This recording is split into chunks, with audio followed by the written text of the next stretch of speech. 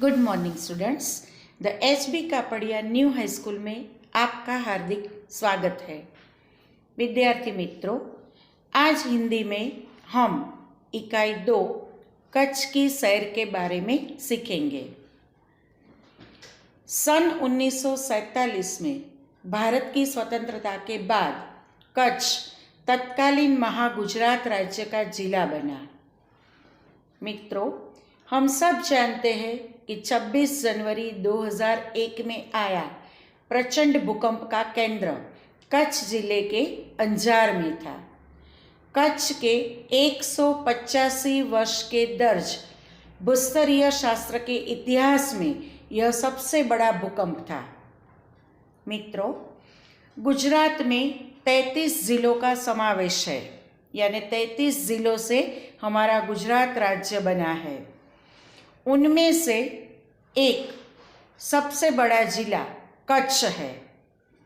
गुजरात का अत्यंत रमणीय प्रदेश, एक विशिष्ट जिला यानी कच्छ यात्रियों के लिए आकर्षण का केंद्र है। कच्छ का पौराणिक महत्व भी कम नहीं और कच्छ में अनेक दर्शनीय स्थान है। तो आइए मित्रों, अब हम कच्छ की सैर करने के लिए चलते हैं। इकाई 2 कच्छ की सैर, लेखक हरेश ढोलकिया, साहित्य प्रकार यात्रावृत्त। कच्छ निवासी हरेश ढोलकिया अध्यापक थे। शिक्षकत्व आपकी पहचान बन गई है।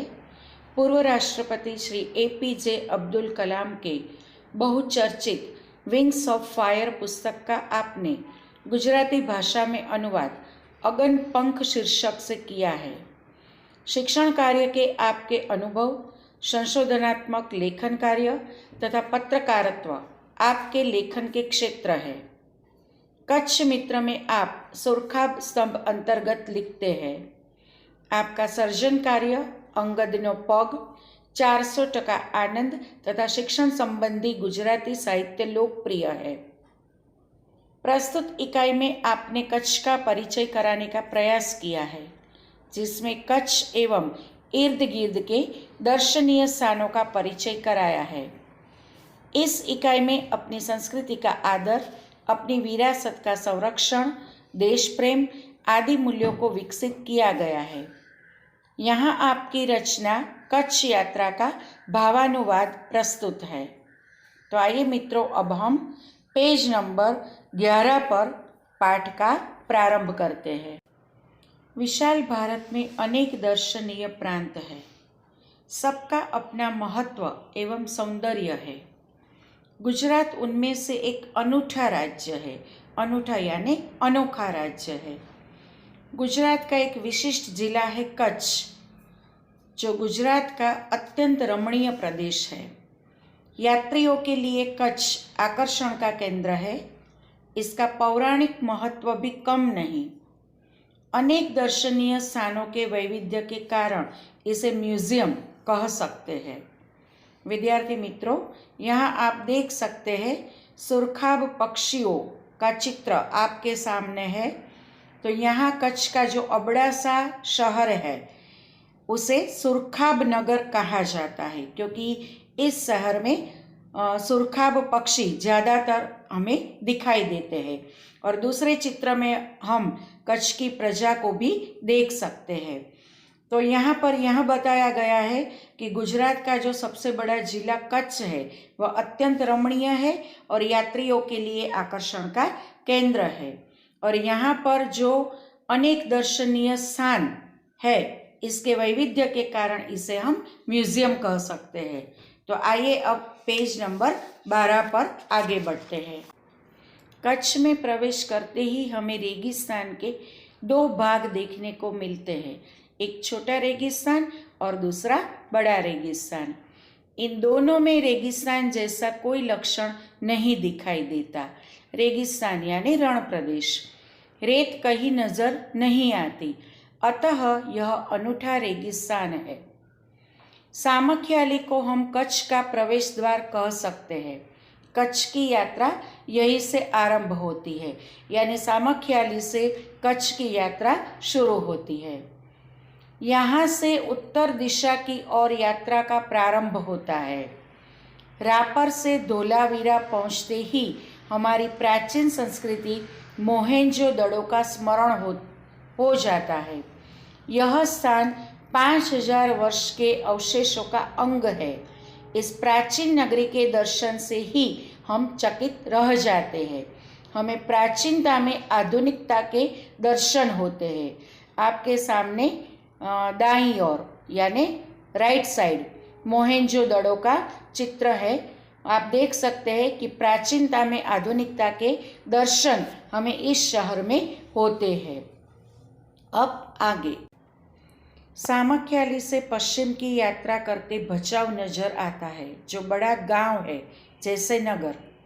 वहाँ से गांधीधाम औद्योगिक कारखानों का शहर है। यानी सामख्याली से पश्चिम की ओर हम जब चलते हैं तो भचाऊ नज़र आता है और भचाऊ से आगे जाते हैं तो गांधीधाम जो कि औद्योगिक कारखानों का शहर हमें देखने को मिलता है। यहाँ सिंधी प्रजा पाकिस्तान से आकर स्थायी हुई है। गांधीधाम, आदिपुर तथा गोपालपुरी उद्योगों के कारण विकसित हुए दिखाई देते हैं। आदिपुर में गांधी स्मृति तथा पास ही कंडला बंदरगाह का बड़ा महत्व है। कंडला का विकास यहाँ की प्रजा के लिए महत्वपूर्ण है। विद्यार्थी मित्रों, कंडला गुजरात का सबसे बड़ा बंदर है और यहाँ की प्रजा के लिए कंडला का विकास होना बहुत महत्वपूर्ण है। अब कंडला से जब हम दक्षिण की ओर चलते हैं तो भद्रेश्वर जैनों का प्रसिद्ध यात्रा धाम, जो कि अति प्राचीन यात्रा धाम है। संगमरमर से बना 2500 वर्ष पुराना जिनालय भूकंप में खंडित हुआ। उसके पुनः निर्माण का कार्य जोरों से चल रहा है। इसे आधुनिकता का स्पर्श मिला है। मुंद्रा शहर तहसील मुख्यालय भी है। यहाँ अनेक उद्योगों के कारण विकास की दिशा खुली है। समुद्र के किनारे बंदरगाह विकसित हुआ है। यहाँ कुछ प्राचीन इमारतें हैं। समुद्र के किनारे तटीय यात्रा करते हुए अब हम मांडवी की ओर चलते हैं। मांडवी अति सुंदर बंदरगाह है, बड़ा प्राचीन नगर है। यह शहर राजा के महल, पवन चक्कियों तथा समुद्र तट के कारण अधिक दर्शनीय बना है। यहाँ VRTI ग्राम्य संस्था है। 72 जिनालय है। पास ही बिदड़ा गांव में अंतर्राष्ट्रीय अस्पताल है। मांडवी से आगे चलते डुमरा, कोठीरा, सुगरी और जखो जैसे महत्वपूर्ण गांव है। जैनों का प्राधान्य यहाँ नजर आता है। नलिया शहर तहसील का केंद्र है और नलिया में वायुसेना का मुख्य अड्डा है। मित्रों, सामख्याली की ओर से यात्रा करते करते हमने भचाऊ, गांधीधाम, आदिपुरी, गोपालपुरी जैसे महत्वपूर्ण स्थलों की मुलाकात ली। कंडला से जब हम दक्षिण की ओर चलते हैं तो भद्रेश्वर, जो जैनों का अति प्राचीन प्रसिद्ध यात्रा धाम है, इसे भी आधुनिकता का स्पर्श आज मिल रहा है।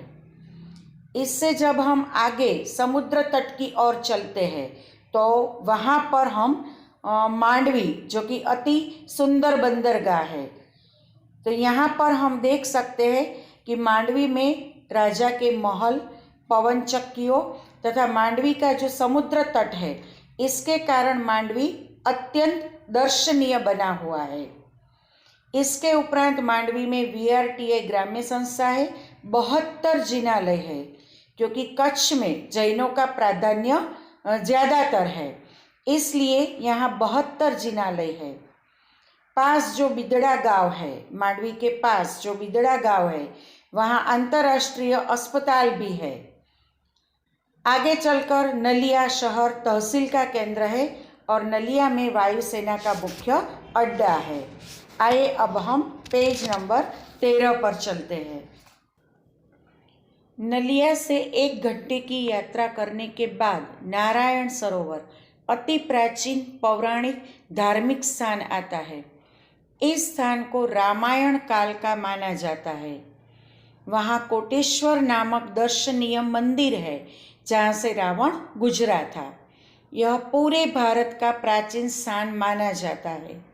सूर्योदय और सूर्यास्त दर्शन यहाँ का बड़ा आकर्षण है।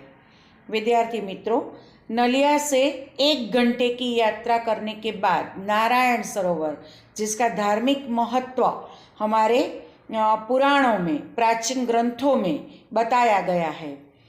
इस स्थान को रामायण काल का, जब भगवान राम जिस काल में हो गए उस रामायण काल का माना जाता है। और यहाँ कोटेश्वर नामक जो दर्शनीय मंदिर है, कहा जाता है कि रावण यहाँ से गुजरा था। यहाँ सूर्योदय और सूर्यास्त दर्शन का बड़ा आकर्षण है। अब आगे नारायण सरोवर से मित्रों जब हम आगे चलते हैं तो लखपत आता है, जो अति प्राचीन स्थल है। गुरु नानक की चरण रज से पावन इस भूमि पर गुरुद्वारा है। एक समय का समृद्ध शहर आज जीर्णावस्था में होते हुए भी दर्शनीय है। जीर्णावस्था यानी जर्जरित अवस्था में। यहाँ एक किला है, उसके बगल में यानी उसके पास में पानंद्रो खनिज संपत्ति के लिए प्रसिद्ध है। साथ ही पानंद्रो विद्युत निर्माण का केंद्र भी है। लखपत से मध्य कच्छ की ओर बढ़ने पर हाजीपीर मुसलमानों के लिए श्रद्धा का केंद्र आता है। यहाँ पीर की मजार है, मजार यानी दरगाह है। रेगिस्तान की झांकी यहाँ से होती है। रास्ते में माता का मढ़ नामक धार्मिक स्थान है, जहाँ नवरात्रि के पर्व पर लोग पद यात्रा करते हुए श्रद्धा भाव से दर्शनार्थ आते हैं। पद यात्रा यानी चलकर की जाने वाली यात्रा। आगे नखत्राणा प्राकृतिक नज़ारों का केंद्र बना है। रास्ते में चक्ष, पुरेश्वर मंदिर, वांढाई जैसे मनोहारी प्राचीन स्थान है। आइए मित्रों, अब हम कच्छ का मुख्य केंद्र भुज, उसके वैभव के बारे में देखते हैं। कच्छ का मुख्य केंद्र भुज आते ही उसके वैभव का परिचय होता है। आईना महल, प्राग महल, टावर, स्वामीनारायण मंदिर, हिल गार्डन, हमीरसर तालाब, भुजिया पहाड़, लोक संग्रहालय, विश्वविद्यालय आदि के दर्शन करके हम आनंद ले सकते हैं। सन 2001 के भूचाल यानी भूकंप ने इसे खंडित किया, तो लोगों ने उसे नए स्वरूप में पुनः निर्माण करके और सुंदर शहर बना दिया है। मित्रों, कच्छ का जो मुख्य केंद्र भुज है, वह सन 2001 26 जनवरी में आए भूकंप में खंडित हो गया था, लेकिन यहाँ की जो प्रजा है उसने नए स्वरूप में पुनः निर्माण करके और पहले से भी सुंदर शहर भुज को बना दिया है। अब हम पेज नंबर 14 पर चलते हैं। भुज से उत्तर दिशा की ओर खावड़ा में काला डूंगर है। पहाड़ पर चढ़कर रेगिस्तान की झांकी करना एक अनूठा अनुभव है। सरकार एवं स्थानीय जनता द्वारा रणोत्सव का आयोजन होता है। देश भर से लोग यहाँ आते हैं। सफ़ेद रेगिस्तान को देखना एक आनंददायी घटना है। विद्यार्थी मित्रों, भुज से जब हम उत्तर दिशा की ओर खावड़ा में स्थित जो काला डूंगर है, उस पर चढ़कर हम रेगिस्तान की झांकी करते हैं, तो हमारे लिए रेगिस्तान की झांकी एक अनूठा अनुभव हो जाता है। सरकार एवं यहाँ की जो स्थानीय प्रजा है, इसके द्वारा रणोत्सव का आयोजन होता है और देश भर से लोग रणोत्सव में भाग लेने के लिए आते हैं। भुज से अंजार भी जाया जाता है। आगे बढ़ते हुए सृजन संस्था में यहाँ की प्रजा की हस्तकला का परिचय होता है। जेसल तोरल की स्मृति में मंदिर बना है, जो ऐतिहासिक स्थान है। यहाँ से आदिपुर तथा गांधीधाम भी जा सकते हैं। सूरजबारी नामक स्थान से हमारी कच्छ यात्रा पूर्ण होती है जो अविस्मरणीय स्मृतियाँ छोड़ जाती है। विद्यार्थी मित्रों, सामख्याली से कच्छ की यात्रा शुरू होती है और सूरजबारी नामक स्थान से कच्छ की यात्रा पूर्ण होती है। कहा जाता है कि कच्छ नहीं देखा तो कुछ नहीं देखा। कच्छ गुजरात का गौरव है और दुनिया भर के लोगों के लिए किसी भी मौसम में दर्शनीय एवं आकर्षण का केंद्र है। अनुवादक महेश भाई उपाध्याय। विद्यार्थी मित्रों, यहाँ मैं आपको अभ्यास स्वाध्याय के प्रश्नोत्तर की PDF भेज रही हूँ, इसे आप CW में लिखना। Thank you. जय भारत, जय हिंद।